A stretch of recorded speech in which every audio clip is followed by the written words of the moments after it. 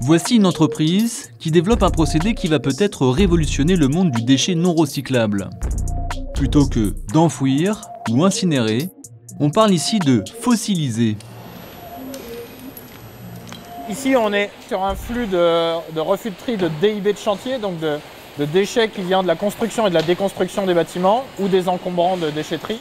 Un mélange de carton, papier, bois, plâtre, isolant, textile, en tout petits fragments, trop compliqués à trier pour du recyclage. Ici, sur ce site de néolithe, on vient proposer la fossilisation accélérée de ces déchets-là. Ces déchets vont passer par toute une chaîne de broyage pour être transformés en poudre très fine. Ensuite, la poudre sera mélangée à un liant dont la composition est un secret industriel. Ce mélange va créer une réaction chimique. Et c'est cette réaction chimique minérale qui va permettre de réellement minéraliser la matière, qui va transformer notamment toute la matière organique en une matière minérale. Et cette pâte à modeler minérale, on va venir la mettre en forme, sous pression, par la dernière machine que tu vois là. Et donc ça va sortir des granulats. Ces granulats seront utilisables pour la construction, les sous-couches routières et le béton. Donc là, sur les taux de substitution qu'on a de nos granulats dans la matrice béton, on a des bétons qui sont comparables en termes de résistance à des bétons non structurels classiques. Et là, aujourd'hui, tous les efforts qu'on est en train de mettre en place, c'est pour faire certifier des bétons structurels et donc montrer qu'on a les mêmes caractéristiques de résistance et de tenue sur le long terme pour des bétons qui doivent porter des ouvrages. Les matériaux doivent aussi respecter un certain nombre de normes pour limiter les impacts environnementaux.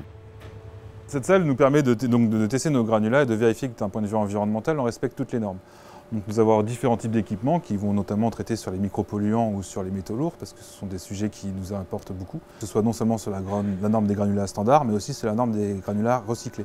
Les granulats recyclés sont produits à partir de béton ou de dalles qui ont été broyés et réutilisés pour reproduire des granulats qui vont être ensuite réutilisés. Donc nous, on fait tout pour que dans 20-30 ans, quand on réutilisera nos granulats via les bétons recyclés, auront toujours les mêmes exigences par rapport à la norme environnementale.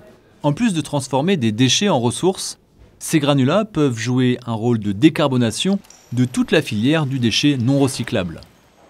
La biomasse qui est présente dans le déchet, le bois, le papier, le carton, ce sont des atomes de carbone qui ont été absorbés par les arbres et qui vont être piégés dans le granulat, minéralisés. Et donc les granulats deviennent des petits puits de carbone. Et le tout à un tarif compétitif. Le traitement des déchets serait moins cher que de l'enfouissement et les granulats revendus au même prix que des granulats extraits du milieu naturel.